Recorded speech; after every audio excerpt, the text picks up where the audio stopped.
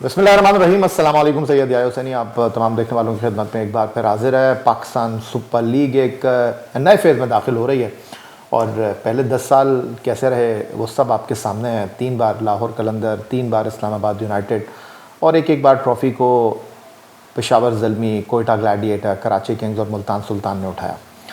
अब अगले 10 साल में ये टूर्नामेंट 6 टीमों से बढ़कर 8 टीमों तक होने जा रहा है, लेकिन उसके साथ जो सबसे इम्पॉर्टेंट और बड़ा सवाल है वो ये है कि अब इस टूर्नामेंट के चैलेंजेस, इस टूर्नामेंट के डायनामिक्स जो हैं वो ज़रा सा डिफरेंट होने जा रहे हैं। पहले ये टूर्नामेंट 8 टीमों तक 6 टीमों तक महदूद था, अब 8 टीमें हुई हैं।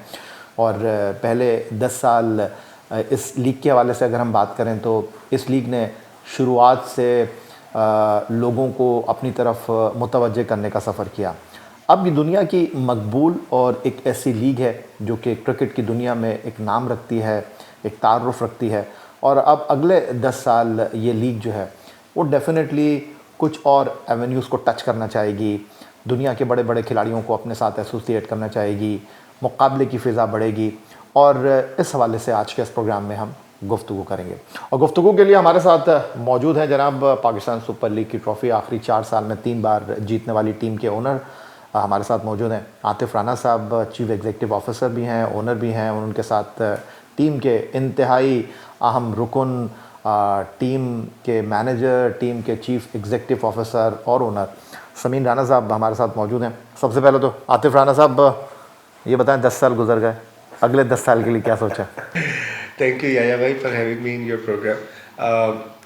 10 साल गुजरते पता भी नहीं लगा। मुझे याद है, आपको अगर याद हो कि शुरू में जब लीग लॉन्च हो रही थी और नजम भाई और यूसुफ भाई के दरमियान थोड़े से इख्तलाफात हो गए थे, और फिर उसके बाद आपसे मेरी बात हुई तो मैंने आपको कहा याया भाई देखें, पाकिस्तान की लीग है, हमें इस लीग को सपोर्ट करना चाहिए। उस वक्त से सफ़र शुरू हुआ और हमारा जो मकसद था, हमारा जो मिशन था, हमारी जो ड्रीम थी कि हमने यूथ को एम्पावर करना है, उनको इंगेज करना है, उनको ट्रेन करना है, उनको शोकेस करना है। तो अल्लाह ताला ने इसमें हमें कामयाबी दी। पिछले 10 सालों में 9.5 लाख से ज़ायद बच्चों के हमने ट्रायल किए, इस साल को मिला के। प्राइम मिनिस्टर ऑफ पाकिस्तान ने हमारे पे एतमाद का इजहार किया। चेयरमैन राना मशहूर जो प्राइम मिनिस्टर यूथ प्रोग्राम के चेयरमैन हैं, उन्होंने हमारे पे एतमाद किया और इस काम का बेड़ा हमें सौंपा, जिसमें प्राइम मिनिस्टर ने कहा कि पाकिस्तान के हर कोने में जाओ। हम पहले सिर्फ पंजाब के, फिर केपी जाते थे, गिलगित जाते थे, कश्मीर जाते थे, सिंध और बलूचिस्तान में जाते थे। तो इस उनके विजन की रोशनी में इस दफ़ा हमने पाकिस्तान के 28 शहरों में ट्रायल किए, और ना सिर्फ लड़कों के किए बल्कि लड़कियों के भी किए। तो मैं समझता हूँ कि 10 साल तो पलक झपकते गुजर गए, क्योंकि हम एक आम आदमी के लिए काम कर रहे थे, एक आम आदमी की एम्पावरमेंट के लिए काम कर रहे थे। उसका एक सबूत तो ये प्राइम मिनिस्टर वाला मैंने आपको बताया। दूसरा सबसे बड़ा सबूत ये है कि ENY ने जो रिपोर्ट लिखी इस पूरे 10 सालों पे, उसकी कहानी पे और सारी टीमों के ऊपर, तो उसके रिपोर्ट के हर पन्ने पे लाहौर कलंदर का नाम लिखा है। और मैं समझता हूँ कि अल्लाह ताला का जितना भी शुक्र अदा किया जाए कम है कि आज जब ये 10 साल पहले टीम शुरू हुई थी तो कराची महंगी टीम थी, होनी भी चाहिए थी, पाकिस्तान का कमर्शियल हब है, लेकिन 10 साल बाद लाहौर सबसे महंगी टीम है। ओरिजिनल जो 5 फ्रेंचाइज थी उनके अंदर, और हमने कराची को बीट किया। तो मैं समझता हूँ लाहौर के लिए इससे बड़े एजाज़ की बात नहीं हो सकती कि पाकिस्तान का दिल होते हुए वो कमर्शियल कोर्ट आ गया। तो मैं समझता हूँ कि इंशाल्लाह जो साल हमने 10 साल गुजारे हैं और जितना हमारा एक्सपीरियंस हुआ है यूथ को लेके, अगले 10 साल भी हमारा मिशन है कि हम फ्रेंड्स ऑफ कलंदर्स के तहत बाकी शोबों के अंदर भी इन बच्चों को जो है वो आइडेंटिफाई कर सकें। आतिफ राना साहब, जब आप कोई काम शुरू करते हैं तो उसके चैलेंजेस ज़रा डिफरेंट होते हैं, लेकिन जब आप स्टेबल हो जाते हैं तो वहाँ के डायनामिक्स ज़रा डिफरेंट होते हैं। अगर यही फार्मूला हम पाकिस्तान सुपर लीग पर लेकर आएँ, चूँकि आप financial matter Pakistan super league में लाहौर कलंदर के लुक आफ्टर करते हैं, क्या ये बात दुरुस्त है कि थोड़ी सी आप लोगों की रिजर्वेशन है, टूर्नामेंट की ये जो लीग है स्पेंड हुई है, ये 6 से 8 टीमों की तरफ गई है, लेकिन वो जो केक है वो पहले 6 टीमों को पूरा नहीं पड़ रहा था, अब उसमें मज़ीद 2 टीमें शामिल हो गई हैं? यार भाई, ये बात किसी इंडिविजुअल की या किसी इंडिविजुअल फ्रेंचाइज की नहीं है, ये बात है पाकिस्तान सुपर लीग की। और जब पाकिस्तान सुपर लीग का नाम आता है तो पाकिस्तान के 25 करोड़ लोगों का नाम आता है। सो पाकिस्तान की पूरी दुनिया में पहचान है। सो उसके अंदर जो चैलेंजेस हैं, अगर हम उसको एड्रेस कर लें, हमारी सिर्फ एक ही रिक्वेस्ट होती है, जो भी बोर्ड में आते हैं हम सिर्फ एक बात कहते हैं कि यार अगर हम इस चैलेंज को इसको एड्रेस कर लें तो ये सही मानों में दुनिया की नंबर 1 लीग बन सकती है, बिकॉज किसी भी जगह पे जो कॉन्सेप्ट होता है वो होम एंड अवे का होता है। लाहौर की प्राइस इतनी है, क्यों इतनी है? उसका स्टेडियम बड़ा है, उसकी आबादी ज़्यादा। कराची की प्राइस इतनी है, क्यों इतनी है? उसका स्टेडियम बड़ा है, उसकी आबादी ज़्यादा। कोयटा की प्राइस डिफरेंट है, पेशावर की डिफरेंट है, इस्लामाबाद की डिफरेंट है। अब ये 5 ओरिजिनल फ्रेंचाइज जो है, प्राइसेस डिफरेंट। फार्मूला ये है कि जो सेंट्रल पूल में जो पैसे आएंगे वो इक्वली डिवाइड होते हैं। दुनिया में ऐसा कहीं नहीं होता। सो हमारी रिक्वेस्ट ये होती है, हमारी कोशिश ये होती है, जिसमें मुझे लगता है कि जब चेयरमैन साहब आए थे, मोहसिन नकवी साहब, उन्होंने 3 चीज़ें कही थी। उन्होंने कहा था, एक मैं फ़ैन एक्सपीरियंस बेहतर करूँगा, दूसरा डोमेस्टिक क्रिकेट को बेहतर करूँगा, तीसरा PSL को बेहतर करूँगा। सो आपने देखा कि उन्होंने फ़ैन एक्सपीरियंस स्टेडियम आप खुद देख के आए, क्या ज़बरदस्त स्टेडियम बना दिए। उसके बाद आपने देखा कि उन्होंने डोमेस्टिक क्रिकेट में क्या ज़बरदस्त इनिशिएटिव्स लिए। और PSL में 10 साल पहले 5 टीमें थी और 5.5 बिडर थे। आज 2 टीमें थी और 9 बिडर थे।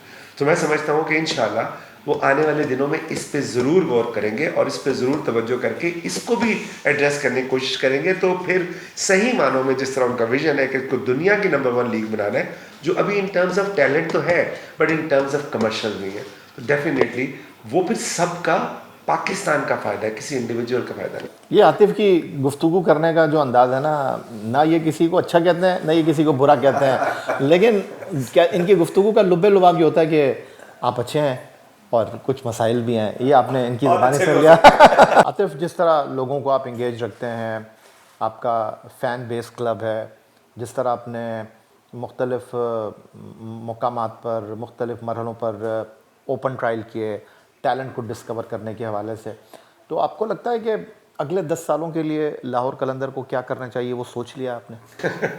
या भाई बिल्कुल ख्वाहिश है और सोच भी है, और बस अल्लाह ताला की अगर मदद होगी तो ज़रूर करेंगे।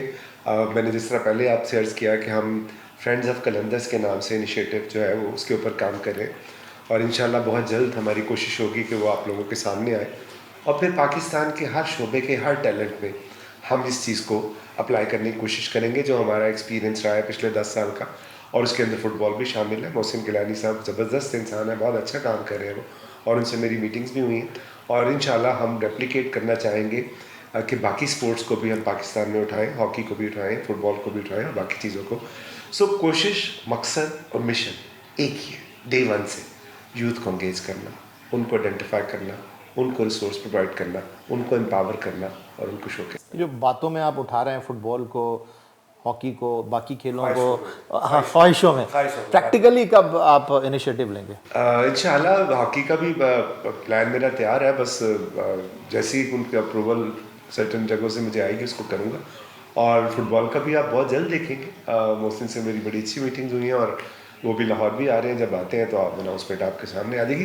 तो कोई ख्वाहिश है ना सर, जिस तरह 10 साल पहले ख्वाहिश थी, मुझे क्या पता था कि शाहीन आ जाएगा, हारिस आ जाएगा, फ़खर आ जाएगा, अब्दुल्ला आ जाएगा, आगा सलमान आ जाएगा, उस्मान कादिर आ गया, उसके बाद दूसरा आपका ये जो है ज़मान खान आ जाएगा, सलमान मिर्ज़ा आ जाएगा, अहमद दानियाल आ जाएगा। एक ख्वाहिश थी, एक ख्वाब था कि एक आम आदमी को पावर करना है, तो कैसे करेंगे? कोशिश करके ना। कोशिश हमने की, इतने सारे प्लेयर्स उसके सामने आए, रिजल्ट आपके सामने। 5 साल बॉटम पे रहे, अगले 4 साल में 3 ट्रॉफियाँ। तो मैंने तो नहीं जीती, ज़मीन ने तो नहीं जीती, वो तो प्लेयर्स ने जीती हैं, या फैंस की मोहब्बत ने जीती है, जितवाई, या उनकी दुआओं ने जितवाई। सो वो रिजल्ट आपके सामने, ख्वाहिश है, बातें नहीं। तो समीर राना साहब, ड्रेसिंग रूम में आप मैनेजर और कोच के रोल के साथ ही हमें सीज़न 11 में नज़र आएंगे, या किसी के साथ कोई बात चल रही है आपकी, कोई बड़ा नाम, कोई कोच के हवाले से सोच रहे हैं आप? यही वही हमारी जो लर्निंग है 10 साल की, सबसे पहले तो जो सबसे ज़्यादा क्रेडिट जाता है हमारे कोचिंग स्टाफ को जाता है। जो 10वें सीज़न में देखिए, जंग के बाद जिस तरह से हमारे लोकल कोचेज़ ने इस टीम को सहारा दिया, उसको ना सिर्फ हम बॉटम पे थे उस वक्त, वहाँ से उसको टर्न अराउंड करके चैम्पियनशिप जिताई, तो ये सारा उन्हीं का क्रेडिट है। तो मैं समझता हूँ कि वो डिज़र्व करते हैं कि उनके साथ हम लॉन्गर टर्म कमिटमेंट्स दिखाएं, क्योंकि उन्होंने ही इस टीम को यहाँ तक पहुँचाया। तो कोई वजह नहीं है कि हम अब उसमें नई नई चीज़ें करने की कोशिश करें। आई थिंक हमारी सबसे बड़ी स्ट्रेंथ जो है वो हमारे लोकल कोचेज़ हैं, और मैं बड़े कॉन्फिडेंस से आपको ये बात बता सकता हूँ कि पाकिस्तानी कोचेज़ में किसी भी किस्म की कोई कमी नहीं है। हमने जितनी ट्रॉफ़ीज़ जीती हैं वो लोकल कोचेज़ के साथ जीती हैं, किसी फॉरेन कोच के साथ कोई ट्रॉफ़ी लाहौर कलंदर ने नहीं जीती। उसकी वजह ये है कि जो पाकिस्तानी टैलेंट है वो हमारे लोकल कोचेस को पता है, उनसे कैसे काम लेना है ये हमारे लोकल कोचेस को पता है। आपने एक इन्वायरमेंट क्रिएट करना होता है जहाँ पे आपने सब लोगों को रिस्पेक्ट देनी है, उनको अकाउंटेबल करना है, उनकी रोल क्लैरिटी होनी चाहिए। ये मैनेजमेंट का काम है, ये मेरा काम है। उसके बाद जो आगे डिलीवरी है वो हमारे कोचेस की होती है, और हमारे लिए इसलिए भी ज़्यादा आसान होता है कि ये कोचेस सिर्फ 1 महीने के लिए हमारे साथ अटैच नहीं है। जाते बात कर रहे थे 28 शहरों में ट्रायल किए हमने, हमारे हाई परफॉर्मेंस सेंटर में कोचेस सारा साल हमारे साथ काम करते हैं। तो इनसे बेहतर कौन इंसान हो सकता है जब प्रेशर हो, जब आपके ऊपर जिम्मेदारी डाली जाए, तो बेहतरीन फैसले जो इस ब्रांड के साथ दिल से कनेक्टेड है और 100% कमिटेड है। मेरी इसमें बहुत क्लैरिटी है कि पाकिस्तान सुपर लीग के अंदर हमारे लोकल कोचेस को डेफिनेटली ज़्यादा से ज़्यादा मौके मिलने चाहिए। लाहौर दे जब ड्राफ्ट होता तो जी मैं एक चीज़ ऐड कर दूँ, एक और चीज़ या भाई, हम ना शख्सियत परस्ती पे बिलीव नहीं करते। कलंदर्स जो है ना वो मेरे और समीन से बहुत बड़ा है बिकॉज ऑफ पाकिस्तान का प्राइड। सो हमने उसको कैसे किया, हमने प्रोसेस डेवलप किए। इस दफ़ा जो हमने ट्रायल लिए 3 लाख से ज़्यादा बच्चे बच्चियों के, वो हमने साइंटिफिकली लिए। उसमें हमने जो ह्यूमन आई है उसको 30% कर दिया, जो हमारे कोचेज़ और एनालिस्ट हैं 70% वो डेटा ड्रिवन है। सो उसके अंदर जो प्रोसेस है उसके ऊपर हम बिलीव करते हैं। और एक समीन एक बात जो है मेंशन करनी भूल गया कि जब यही कहता है कि जब तस्लीम कर लिया तो फिर तहकीक नहीं करते। तो जब आपने किसी को अपने पास रख लिया, इन्वायरमेंट तो दी, जो कॉन्फिडेंस दिया, वो सबसे इम्पोर्टेंट चीज़ है। प्लीज़। तो तस्लीम के बाद तहकीक गुमराह कर देती है, ये किसी मशहूर इंसान ने कहा था। हमने उसको अपना ईमान बना लिया कि जब हम तस्लीम कर लेंगे ना तो फिर तहकीक नहीं करते। तो ये अल्लाह ताला ने उसमें कामयाबी दी। हम बिलीव की बात है, सलमान मिर्ज़ा मुझे याद है नईम एक क्लासिकल एग्जांपल है। आपने देखा पिछले सीज़न में 6 मैचेस में 60 स्कोर था, नईम का 100 का स्ट्राइक रेट था। एंड एवरीबडी वाज आस्किंग कि यार ये पागल हो गए हैं, ये क्या कर रहे हैं, क्यों खिला रहे हैं इनको, ये कोई रिश्तेदार है शहीन का, ये कोई ज़मीन का कोई जानने वाला है। बट उसी बच्चे ने हमें वो ट्रॉफ़ी जिता दी। आप देखिए कि पहला बैट्समैन था PSL की 10 साल की हिस्ट्री में जिसको emerging batter of the tournament का अवार्ड मिला। किसी को आज तक नहीं मिला। ये वो बच्चा था जो 6 पहले मैचों में 1 बॉल 2 बॉल खेल के आउट हो रहा था। और बहुत हैट्स ऑफ टू नईम कि जिस तरह से उसने कॉप किया उस प्रेशर के साथ। जिस तरह मैं आपको बताऊं, मैंने बहुत से लोगों को डील किया है 10 सालों में, क्रिस गेल से लेके AB डिविलियर से लेके ब्रैंडन मैकलम से लेके सुनील नारायण से लेके अपने मोहम्मद हफीज़, लेजेंड्स हमारे जो उमर अकमल, सबको डील किया। लेकिन जब आप 1-2 फेलियर फेस करते हैं ना तो मैंने बड़ों को हिलते देखा है। तो आप इस बात को तस्लीम करके इस तहकीक को ख़त्म कर चुके हैं कि रोप के बाद अगर आपको ट्रॉफ़ी या मैच में कामयाबी दिलानी है तो खिलाड़ियों ने दिलानी है। कोच एक सेरेमोनियल पोस्ट है आपकी नज़र में? देखिए, कोच सेरेमोनियल इस तरह से है कि कोच का एक रोल जो है ना वो सपोर्ट स्टाफ का है। अनफॉर्चुनेटली हम कंफ्यूज कर देते हैं बाज़ दफ़ा, क्योंकि बड़ा नाम होता है ना, जब बड़ा नाम आप डग आउट में बिठाया होता है तो हमें लगता है कि सारी चीज़ें वही कंट्रोल कर रहे हैं। आप क्रिकेट को माशाल्लाह मेरे से बहुत ज़्यादा जानते हैं, इतने अरसे से कवर कर रहे हैं। जब आप ग्राउंड में होते हैं ना, जब बॉलर बॉल करने के लिए भाग रहा होता है ना, यकीन माने कोई इंस्ट्रक्शन याद नहीं होती, कोई किसी का मैसेज आपको याद नहीं होता। वो आप अपने जो प्रैक्टिस होती है ना, जो आपको माइंड एंड बॉडी की जो मेमोरी और कोऑर्डिनेशन होती है, वो उस पे काम कर रहे होते हो। बाहर से बैठ के देखने में लगता है कि यार इसने ऐसे क्यों नहीं किया, ऐसे क्यों नहीं किया, लेकिन जब बॉलर या बैटर जो अपनी परफॉर्मेंस दे रहा होता है वो उसकी प्रैक्टिस होती है। तो कोचेज़ जो है वो आपको मेंटल कोचिंग की ज़रूरत होती है रादर देन टूर्नामेंट की बात करो, ये फ्रेंचाइज टूर्नामेंट, उधर मैन मैनेजमेंट की ज़रूरत होती है। अब मैन मैनेजमेंट में सर्टेन स्किल्स आपको चाहिए होती है। सबसे पहले आपको चाहिए होता है ऑनेस्टी। दूसरा, आपको उस प्लेयर के साथ कम्युनिकेशन स्किल आनी चाहिए। आपको प्लेयर की बहुत सारी दफ़ा मैं सोचता हूँ, देखता भी हूँ, लोग कोचिंग और टीचिंग को कंफ्यूज करते हैं। कोचिंग और टीचिंग 2 सेपरेट चीज़ें हैं। टीचिंग है 1 वे ट्रैफिक, मैं आपको बताऊंगा कि आपने क्या करना है, वो होती है बचपन में। जब आप इस लेवल पे स्टेज पे आ जाते हैं ना, वहाँ टीचिंग नहीं हो सकती, वहाँ पे कोचिंग होती है। कोचिंग होती है कंसल्टेटिव प्रोसेस। आप एक दूसरे से बात करके उसी शख्स को, उसी प्लेयर को क्लैरिटी प्रोवाइड करने की कोशिश करते हैं। ये मैंने सीखा था AB डिविलियर से। मैं आपको एक वाकया भी सुनाता चलूँ। हम जब तीसरा सीज़न था, AB डिविलियर ने जाना था दुबई से और उनकी इंजरी हो गई, तो हमने फ़खर ज़मान को कप्तान बनाया उस मैच में। तो मैच हम वो हार गए। तो मैं एबी को खुद छोड़ने एयरपोर्ट जा रहा था। I wanted to pick his brain, मैं उनसे सीखना चाहता था। तो मैंने कहा मैं आपको ड्राइव करता हूँ, 1 घंटे की ड्राइव थी। तो मैंने एबी से पूछा कि एबी ये कैसा एक्सपीरियंस, मतलब how do you think about Fakhar as a captain. तो उसने कहा बहुत अच्छा था, but he is very intense. तो मैंने कहा एक्सप्लेन मी कि इंटेंस का क्या मतलब है। उसने कहा, फिर मुझे अपनी एक वाक़या सुनाया। उसने कहा कि जब मैं पहली दफ़ा कप्तान बना तो 4 मेरे दोस्त थे, मॉर्निंग मोकल, जैक कर्लिस और 2 और थे उनके। कहते हैं उन्होंने जब हम सीरीज़ खेल रहे थे तो हम हार गए वो मैचेस। तो कहते हैं मैंने उनसे उसके बाद पूछा कि यार हमारे हारने की वजह क्या है। तो वो मेरे चारों बचपन के दोस्त हैं। उन्होंने कहा तुम हो हारने की वजह। कहता मैं ज़मीन डिप्रेशन में चला गया, मुझे समझ नहीं आई कि ये how can they blame me for that. लेकिन वो इंटेंस को डिफ़ाइन कर रहा था। कहता होता क्या था कि पहले जब मैं कप्तान बना तो मैं चाहता था कि मैं हर जो मुझे समझ आ रही है मैं बता दूं लोगों को कि ये बॉल करो, ये कर दो, ऐसे कर दो, बस। कहता उससे ये होता है कि आपका प्लेयर कंफ्यूज होता है। कहता लेटर ऑन जो मैंने सीखा वो ये था कि मैं टीचिंग और कोचिंग की आपको एग्जाम्पल दे रहा हूँ। पहले वो टीचिंग कर रहा था कि तुम्हें ना बाउंसर मारना चाहिए, तुम्हें अब यॉर्कर, मॉर्निंग मोकल को कह रहा है कि तुझे बाउंसर मारना चाहिए। वो ये सोच रहा है कि यार मुझे यॉर्कर मार। तो जब वो भागता है तो वो कन्फ्यूजन लेके भाग। फिर उसने लेटर ऑन मुझे बताया कि बाद में मैंने ये किया कि मैंने अपने कैप्टनसी स्टाइल को चेंज किया। मैंने उनसे पूछा कि व्हाट इज़ योर प्लान। जब उनका प्लान है मैं उसको बैक करता हूँ, अनलेस कि उनका प्लान फेल हो जाए और वो मेरे पास आके पूछे कि tell me what to do, फिर मैं अपनी इनपुट। तो ये जो एक छोटी सी बात है, यही मैनेजमेंट है क्रिकेट के अंदर, यही मैनेजमेंट है। और अल्हम्दुलिल्लाह पिछले 5 सालों से और इस मैनेजमेंट को आप बड़े अच्छे तरीके से फुलफिल कर रहे हैं, इसमें कोई शक नहीं है। इन्होंने एबी डिविलियर्स की बात की, इंटरनेशनल क्रिकेट में बड़ा नाम है, किसी तारुफ की उनको ज़रूरत नहीं है। और अब से कुछ दिन पहले एक वीडियो मंजर आम पर आई एबी डिविलियर की, जो माजी में लाहौर कलंदर के साथ भी एसोसिएट रहा है। उन्होंने क्या कहा, ज़रा देखिए। Hi there, it's ABA. There are obviously a huge number of T20 franchises around the world, and I was privileged enough to have represented a few during my playing days. A few stand out from the rest, generally because of the consistent strength of the team and also the power of the values. Lahore Qalandars has stood among the top franchises for the past decade, and I'm so proud to have played my part in the story. To Samin and all the team, congratulations on everything you've achieved.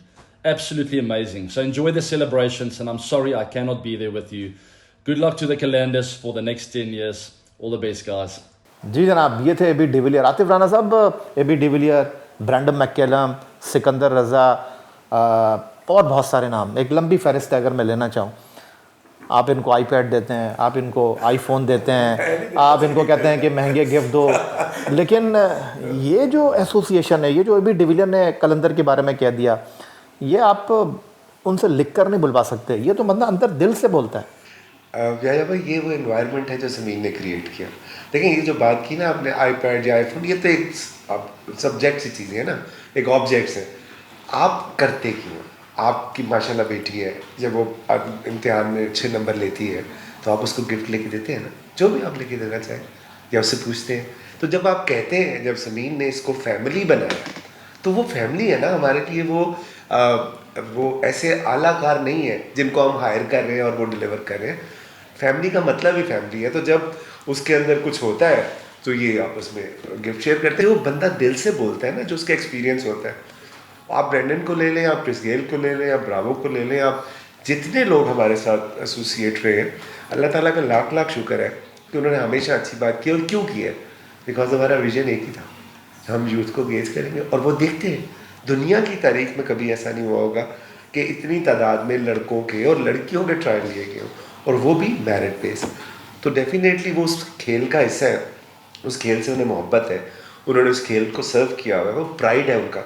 तो वो जो देखते हैं कि उनके pride को कोई unknown लोग, जो उनका क्रिकेट से कोई ताल्लुक नहीं है, वो जाके प्रमोट कर रहे हैं, तो मेरा ख्याल है कि सबसे बड़ी वजह यही हो सकती है। आतिफ को अमूमन कहते हैं समीन के आधा किलो चॉकलेट खा के ये घर से निकलते हैं, बड़े प्यार से लोगों से बात करते हैं, उनको जनाब ये बहुत पंप करते हैं। लेकिन जो आपका एसोसिएशन है खिलाड़ियों के साथ, बड़ा मुश्किल काम है, लेकिन उसके बावजूद आप किसी को नाराज़ नहीं करते, चाहे पुराने खिलाड़ी हों चाहे नए खिलाड़ी हों, उनको आप एक उम्मीद के साथ जो अपने साथ अटैच रखते हैं। ये कैसे करते हैं आप? और ये एबी डिविलियर वाली स्टोरी देखिए, कैसे, मेरा ख्याल में ये इसका क्रेडिट हमारी माँ को जाता है, जिन्होंने हमें ब्रॉट अप ऐसे किया।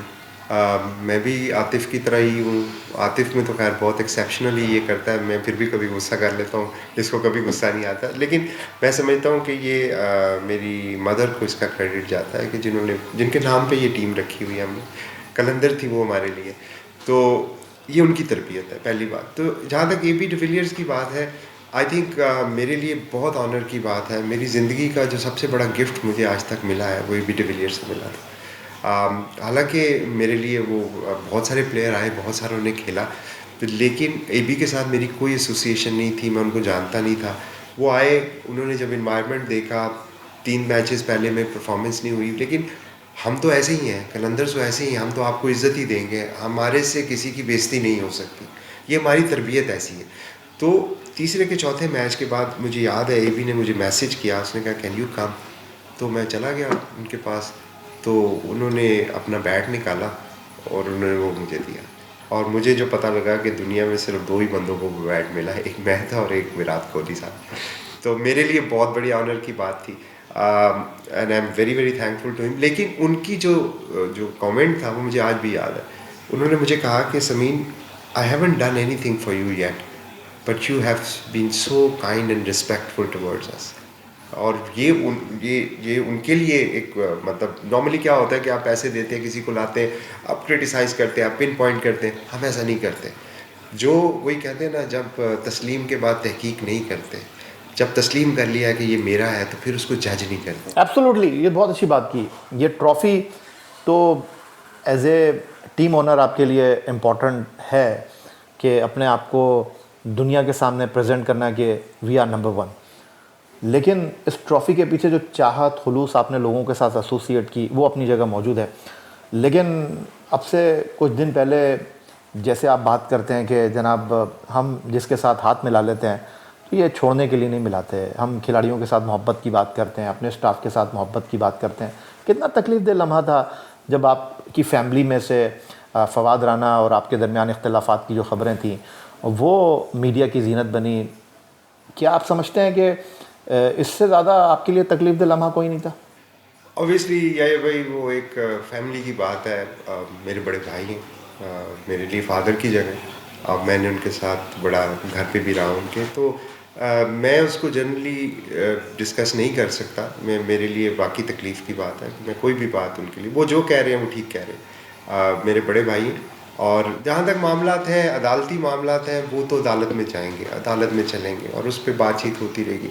लेकिन मुझे ये लगता है कि मेरा ये फ़र्ज़ है कि मैं उनकी डिसरिस्पेक्ट ना करूँ। चलें, ये तो बड़ी अच्छी बात है। लेकिन आतिफ, आपके ऊपर कभी उंगली नहीं उठी?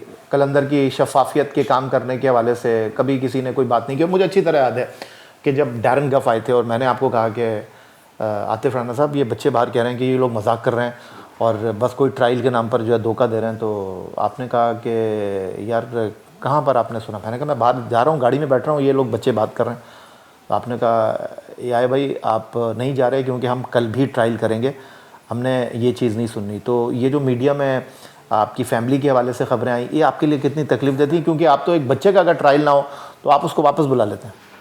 नहीं तकलीफ दे क्या, ऑब्वियसली होनी नहीं चाहिए थी, बट सिंस समीन बता रहा है आपके, वो कल भी हमारे बड़े भाई थे, आज भी हैं और कल भी होंगे। कल भी हम उनकी इज़्ज़त करते थे, आज भी करते हैं और कल भी करेंगे। सो ठीक है, उनको बेहतर लगा, उन्होंने वो कर लिया, बट मुझे बिल्कुल तकलीफ़ नहीं हुई, क्योंकि अगर एक बंदा गलत कर रहा है तो मुझे क्यों तकलीफ़ होगी? हाँ ठीक होता तो फिर मैं कहता कि तकलीफ़ हो रही। मुझे बिल्कुल तकलीफ़ नहीं, उनकी मर्ज़ी है, वो एडल्ट है। और दूसरी बात, बचपन से मैं एक चीज़ समझता हूँ और बिलीव करता हूँ कि you can not control the action of the other person, but you can always control your reaction. तो आतिफ राना साहब, अगले 10 सालों में फ्रेंड ऑफ कलंदर, ये आपका टारगेट है। जिस तरह आपने बताया कि क्रिकेट के अलावा भी हम दूसरे स्पोर्ट्स को जो है पाकिस्तान में आगे ले जाने की पूरी कोशिश करेंगे। लेकिन अब अगले 5 साल, मैं 10 साल की नहीं बात कर रहा, अगले 5 साल की अगर मैं बात करूं, जिस तरह आप यूनिवर्सिटीज़ में गए, आप कॉलेजेस में जा रहे हैं, NED के साथ आपने एक साइन किया मैकेनिकल लैब के हवाले से, फिर UMT में जितना आपको मान सम्मान मिला, तो इस चीज़ को आप किस तरह जो है वो कलंदर के साथ मज़ीद आगे लेके जाएंगे? देखिए यहाँ भी ऑब्वियसली डे 1 पे जाना पड़ेगा, you have to take a step back. और क्या मिशन था? यूथ को एंगेज करना। एम्पावर कर लो। सो अब वो आप एक टूर्नामेंट में तो नहीं कर सकते ना, 10 मैच खेलने होते हैं मिनिमम, मैक्सिमम 13 मैच हो जाते हैं, 12 हो जाते हैं। सो वो 12 मैचेस में आप यूथ को तो नहीं एंगेज कर सकते, तो आपने पूरा साल उस टूर्नामेंट के इर्द गिर्द बिल्ड करना होता है एंगेजमेंट। देखिए ना क्या वजह है कि अकॉर्डिंग टू पीसीबी फिगर्स हमारी जो व्यूअरशिप थी वो 1.4 बिलियन थी। क्या वजह है? अनफॉर्चुनेटली टीम की परफॉर्मेंस तो तो पूरी नहीं उतरी थी। सो हर बंदा कह रहा था ख़त्म होगी क्रिकेट, पाकिस्तान में जनाजा निकल गया। मीनारे पाकिस्तान में हमने इवेंट किया सर, भर दिया, 1 लाख से ज़्यादा बच्चा और बच्ची उधर आए। क्यों? वो क्रिकेट को देखने आए थे। सालगिरह शहीनशाह अफरीदी की हमने बनाई उधर, तो उसके लिए आए थे। सो ये सारी एंगेजमेंट और ये सारी यूनिवर्सिटीज़, देखिए एक फील गुड फैक्टर ना, लाहौर कलंदर ने किया क्या? अल्लाह ताला ने बाकी चीज़ नेमतों के अलावा सबसे खूबसूरत चीज़ जो आपको दी है वो उम्मीद दी है कि मरने के बाद भी एक ज़िंदगी है। लाहौर कलंदर ने क्या किया? एक आम आदमी के, एक आम इंसान के दिल में एक उम्मीद जगाई कि हम मुझ तक आ रहे हैं, वो अगर टैलेंटेड है, स्किलफुल है तो हमारा है। और फिर जब हमने उसको, we have walk the talk, जब हमने उस बच्चे को हारिस रऊफ बन गया, वो शहीनशाह अफरीदी बन गया, सो एक क्रेडिबिलिटी मिल गई। तो हमारा मकसद यही है कि हम उम्मीद जगाते रहेंगे, अगले 5 साल हो, 10 साल हो, 50 साल हो, जब तक जिंदा है ये काम करते रहें। बहुत शुक्रिया समीर राना साहब आपका, और बहुत शुक्रिया आतिफ राना साहब आपका, ओनर, चीफ एग्जीक्यूटिव ऑफिसर और chief operating officer Atif Rana और समीर राना की गुफ्तगू आपने सुनी। पाकिस्तान सुपर लीग एक नए मरहले में दाखिल हो रहा है और क्या चैलेंजेस हैं और क्या ऐसी चीज़ें हैं जिसको लाहौर कलंदर अब एक असर नो जायज़े के तौर पर देख रहा है। लेकिन आज के इस प्रोग्राम का लुब्बे लुबाब ये था कि जब तस्लीम कर लिया तो तहकीक क्या करना, क्या लाइन है समीर राना की जिसको हम तक पहुंचाया आतिफ राना ने। यही आज का हमारा प्रोग्राम था। एक्स अकाउंट पर आप हमें फॉलो कर सकते हैं, ईमेल कर सकते हैं, अपनी राय से आगे कर सकते हैं score@geo.tv पर। इस दुआ इस उम्मीद इस तवक्को के साथ कि पाकिस्तान में खेल और खिलाड़ी तरक्की करते हैं। सैयद यायूब हुसैनी को समीर राना और आतिफ राना के हमरा लाहौर कलंदर के हेड क्वार्टर्स लाहौर से इजाज़त दीजिए। अल्लाह हाफ़िज़।